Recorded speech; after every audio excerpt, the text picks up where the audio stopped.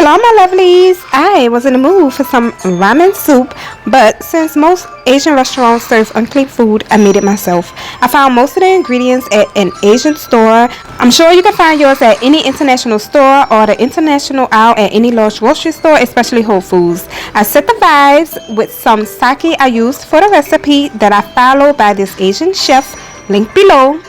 A detour was sauteing my bok choy in olive oil, sesame oil, chili oil until golden and tender on both sides. The same trio I used to saute my onion, garlic, and ginger until it was translucent, and then I added the shrooms. Another detour was the sake adjustment, cause baby, I wanted to sip just a little bit more.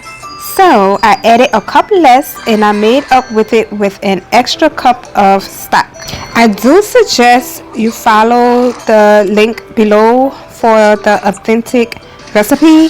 Being from New Orleans and we have our own cultural food, and I witnessed people call something a classic New Orleans or Louisiana dish, and they detoured tremendously to where it's no longer their dish. It's disrespectful. So if you're gonna make a cultural dish, follow the actual seasonings, ingredients, and recipe from a person that is actually from that place, and products that's actually from that place. And lastly, know how the real thing tastes so you can know if yours came out right or not. Period. Now, another detour I did make was quadrupling the measurements of the ingredients. Anybody who's been following me know I cook a lot.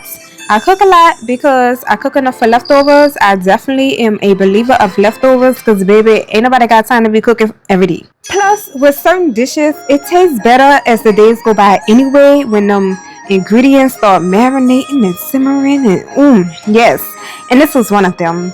I can say his recipe definitely was simple. It was easy. The hardest thing was shopping for the ingredients. Oh, I lied. Another detour was this little pepper I used for decoration. He called for threads. I couldn't find the threads. I used the whole one.